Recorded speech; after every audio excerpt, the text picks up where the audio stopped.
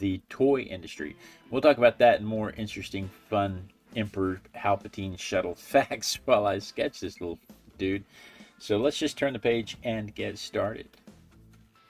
Good morning, good morning, good morning. It is 5:30 in the morning on a Monday morning. I about knocked everything off my table all at once right then. I don't know if anybody's watching. Hopefully everybody's having a fantastic day. What is going on with my viewfinder here? Hold up. Why is my viewfinder off?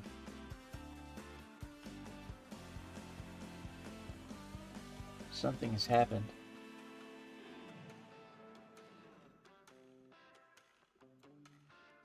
Something has happened to my viewfinder when my viewfinder. Oh, that's not useful at all. So you can't see me. First I gotta stop. And I have to go to overhead wide. I have to move it to there. Like it should. This thing though is what's wrong.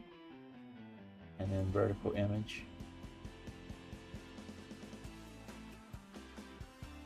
Vertical image. Oh, I know what's wrong. Vertical image. Hold up. We just have a moment here of technical difficulties.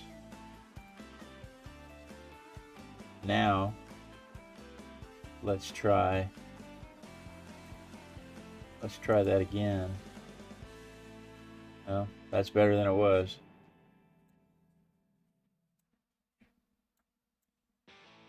Yeah, now we're back. That's exciting.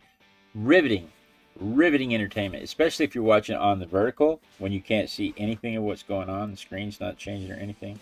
So especially if you're watching on the vertical, I'm sure that was quite riveting entertainment. But good morning. It is Monday morning, and on Monday mornings, I like to do a little thing where I pull a toy from the toy box and I draw it and I talk about it, a random object from the Random Object Randomogrifier, if you will. And I talk about it. And this morning's toy is another of the Star Trek set from Micro Machines. This one is Emperor Palpatine's ship. Now we don't know that he's Emperor Palpatine when we learn about this ship. When we learn about this ship, all we know is that it's the Emperor's ship. And our first indication that it is the Emperor's ship is when Darth Vader turns and kneels down as the ship is landing on the Star Destroyer.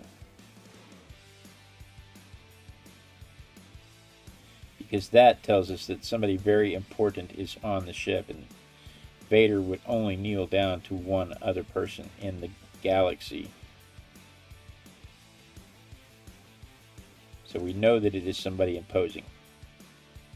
And it turns out it's the Emperor, but we don't know if that's Palpatine. We don't find out that the Emperor is Palpatine until the prequels.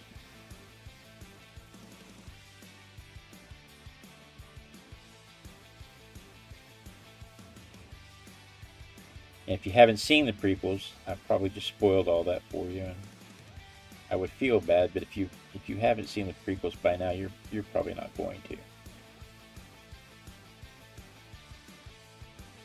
This high crest on the front was designed to make it look intimidating. It's the only ship in the lore that has this kind of detail on it, this kind of crown, if you will. And I liken it to a cassowary crest. It's meant to make it look scary and intimidating.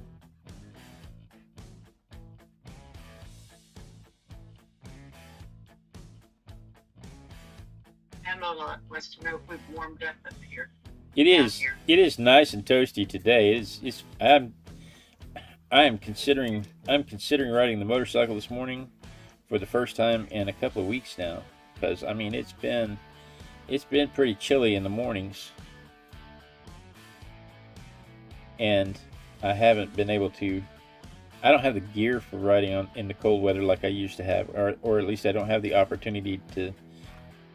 I don't have the same kind of gear that I used to have. I have Carhartts and stuff like that that I can wear to ride the motorcycle in the cold, but I don't have any way to store them while I'm at work, and I don't have any way to bring them home after work except to wear them. And I'm not really interested in wearing them in 80-degree weather in the afternoons, and that's the problem. It's 30 degrees in the morning and 80 degrees in the afternoons.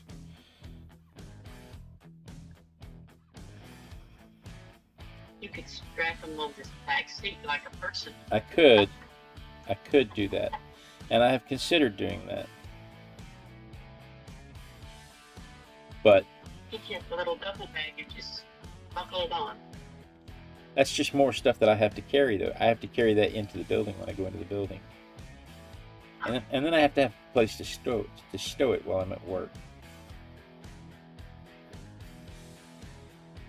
Anyway, it's excuses. The main problem is I don't like riding in the traffic. When everywhere else I've worked, I've gone, I haven't had to deal with being stuck in traffic on a motorcycle. But being stuck in traffic in a car is bad enough. Being stuck in traffic on a motorcycle is soul sucking. Because you know you can speed up between the cars. I know that I could just zip up there to the front of the line and I wouldn't have to mess with any of this stuff, and I could just dart in and out of them. I know I could do it, but I also know that it's illegal in Texas. I also know that there are 2 police stations between here and work.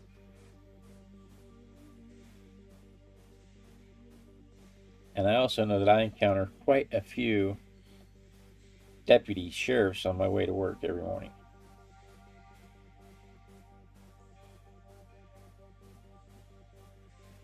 And I have modified. What? There's one stretch of your road that is radar alley. Yeah. And on top of all that, I have decked my bike out to be a bagger, which means I have wide saddlebags, and my saddlebags don't let me go between cars comfortably. The last time I tried, I actually ran into a couple of ran into a couple of mirrors, and I decided I wouldn't be doing that anymore. By the way, good morning, Pamela. Good morning, Rick. It's Claudia. Good morning, Claudia. Quick hi during our break. Glad you could join us for a minute.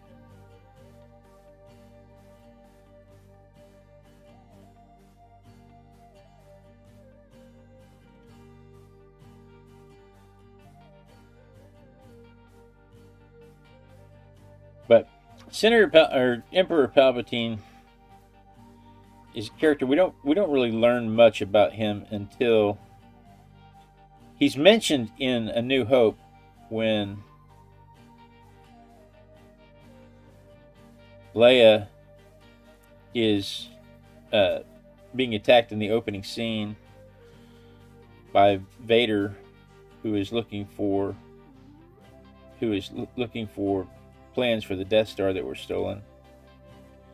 She mentions that Senator Palpatine will help her defend against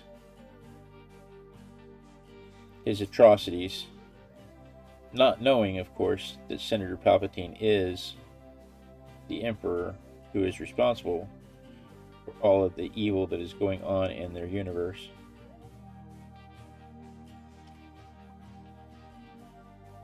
Naively believing that the bureaucracy will help her. And we have all at one time believed that the bureaucracy would help us, so I can't really blame her.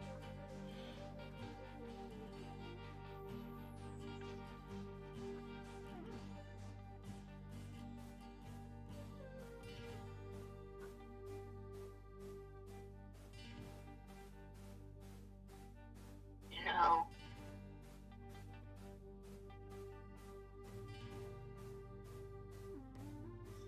What? you didn't I didn't do what in the vertical?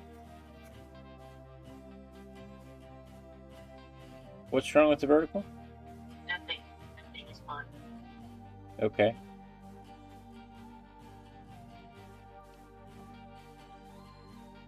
I gotta add the greeblies. Senator Palpatine's ship doesn't have very many greeblies because it was meant to look sleek, and it was supposed to look like an ambassador's ship because he was supposed to manipulate the universe with his bureaucracy.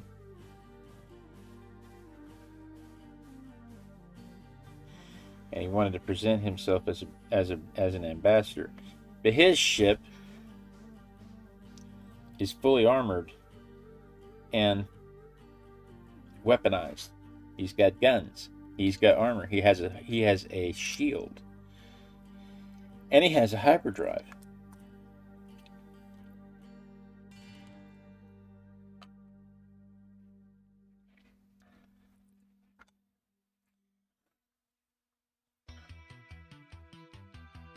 The wings, these side wings, fold up. So when it flies like this, and then the wings come down to land. And that was because Mattel couldn't fit it in the box in this configuration. Mattel had a $100 million contract on the line with Lucas Light and Film with 20th Century Fox, and they demanded a change to the ship because their packaging wasn't going to work. There was no way they could package the ship in the configuration that it was in.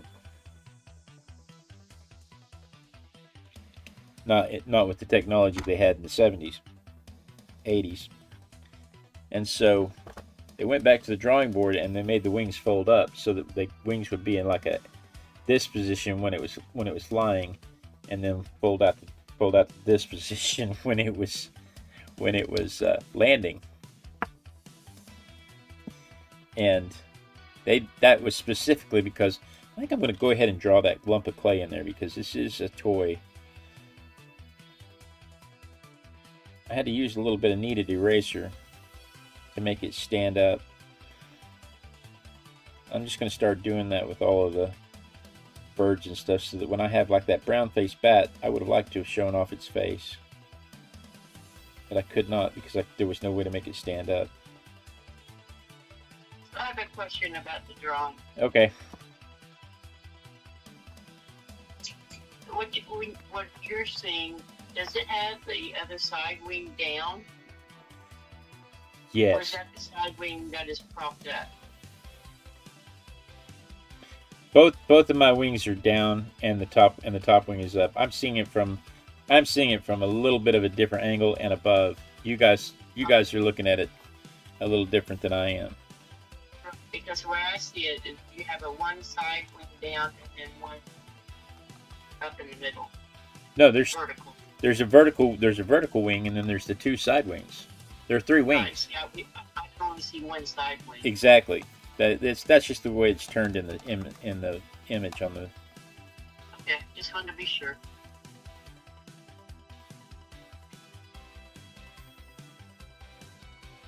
That happens when I pick it up and move it. This is my favorite part of the process, by the way. The shading part is the part that I like best. This is the part that turns it into a three-dimensional object for me. From a series of lines to an actual object in the universe. I probably never told you guys that before. Sometimes I forget to tell you what's going on. But this is without a doubt my favorite part. There's not a lot to shade, though.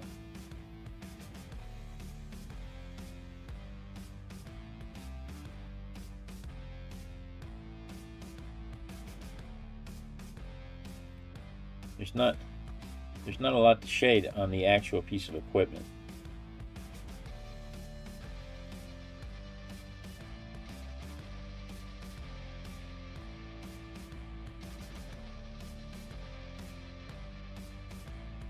Because it's designed to be sleek. Like I said earlier, it was designed to look sleek, like a ambassador ship. But as I started to say, it's fully armored and it has a hyperdrive, which means that the Emperor can be like a spider in a web and be anywhere in the galaxy, and completely undetected very quickly. And so he can just show up anywhere and scare his people.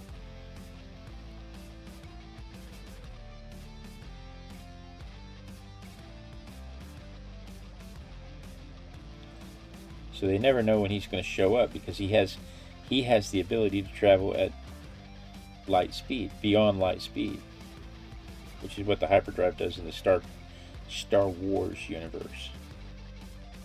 I need that. You know, you can tell that the idea was new when they were making the movies, because the nerds hadn't really got hold of it at the time. But it would take 100 years at light speed to travel to the next closest planet. So they had to go quite a bit faster than light speed.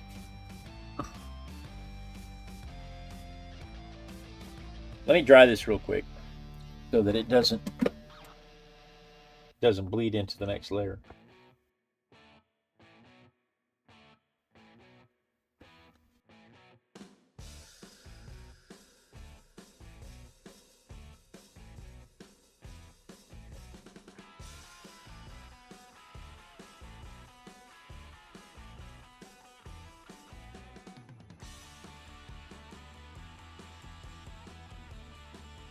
It suddenly occurred to me that I am not wearing my microphone, that I'm using the studio mic. And the studio mic, I don't know if you guys can even hear me very well. Yes. And the studio mic is good, but it's not like the other mic. It's not like the lapel mic.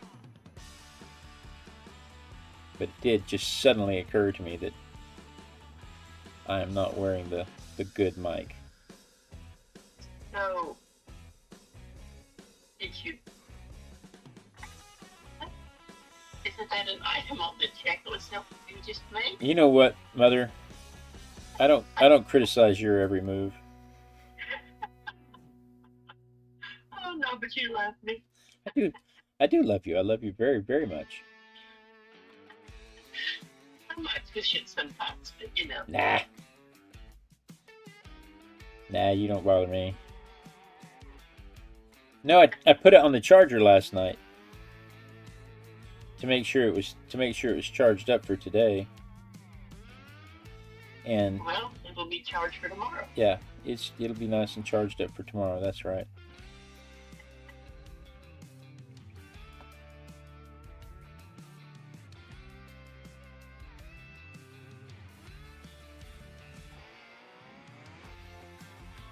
There's not a lot of color on this thing.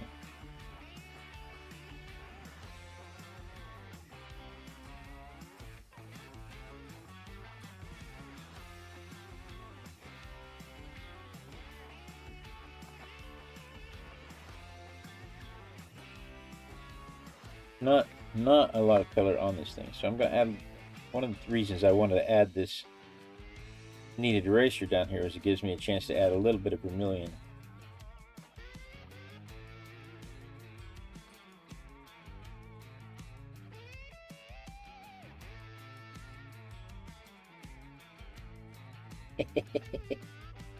And I am going to take just a little bit of artistic license and add some vermilion to the ship. Try to make the edges stand out some.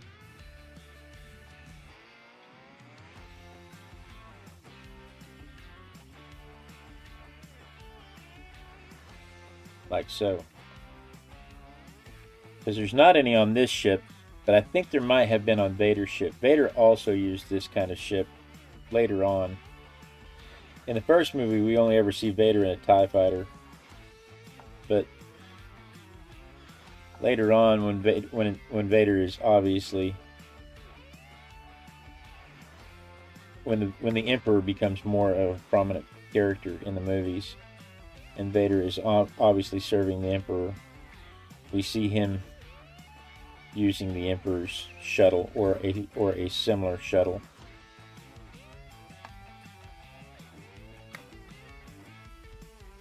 And I think it's funny because, and I'm guilty of this, the nerds will sit around and argue, well, no, because it does this, and in this movie it does this.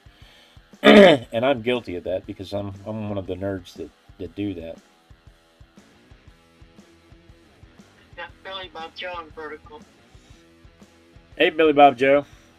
Good morning. Welcome to Mondays. Let me dry this real quick and then we'll ink it. We're doing on time. It's 5:55.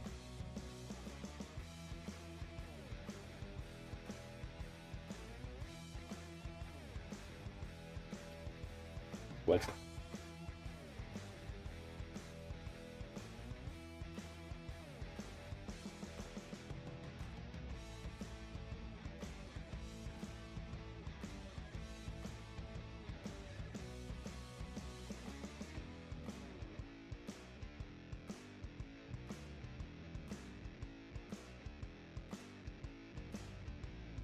Go. And at least the button started working again. That's a good sign.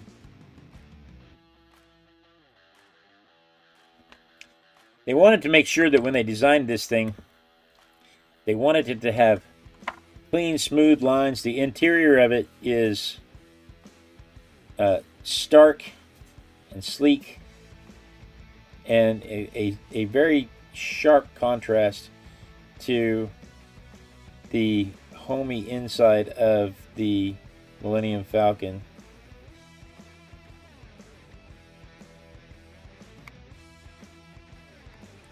You can tell I moved while I was drawing this.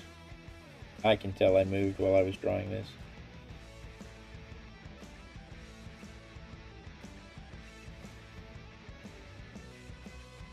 But they wanted to make sure that it had a stark comparison to the homey appearance to the inside. The inside of the Millennium Falcon has comfort seatings and a gaming console and cool stuff like that.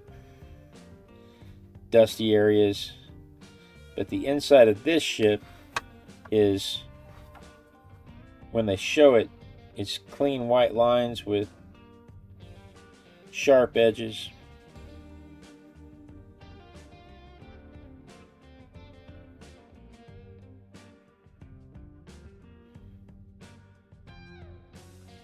Specifically so that it would contrast the lived-in look of the Millennium Falcon. Rick says he's got his done. He sent a couple of emails to you, and just because he could, and it was more fun than Mount Rushmore. Yeah. Sometimes these are really fun. Like I like the dinosaurs and the frogs and the. You can tell when I like the object because I get really animated with talking about it. And it's not that I don't like this object, it's just that I like the bugs and stuff more. Since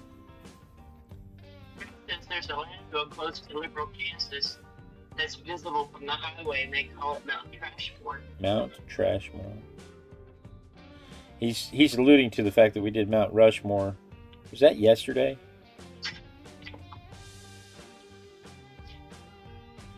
the random object yesterday was Mount Rushmore. Because we do this every day at 5:30 in the morning. So set that alarm, that notification bell, so you don't miss it. I added the light over the subtle hint too. Thank you very much. I don't know if anybody noticed it. I did. I didn't see you say subtle hint. I didn't. Hey, what's your last that? You don't criticize me. You know, you're the one that called me out on my list, a checklist of things I'm supposed to. You started this. What is today? It's the 9th. It's already the 9th of February of 2026. Wasn't it just Christmas? People still have their Christmas decorations up.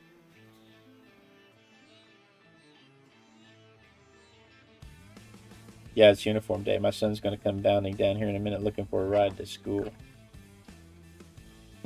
So anyway, I haven't seen the camera change. Is the camera even changing? I didn't notice that the camera changed. You said you noticed the subtle hint, but I haven't seen the camera change since I set it up. So there it is from the view from the camera, the view from the photograph. Let me show it to you from my perspective so you can see what I was dealing with.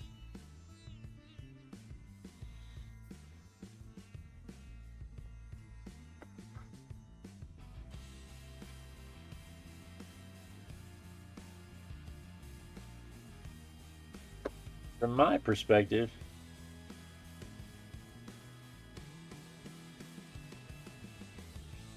it looked more like this.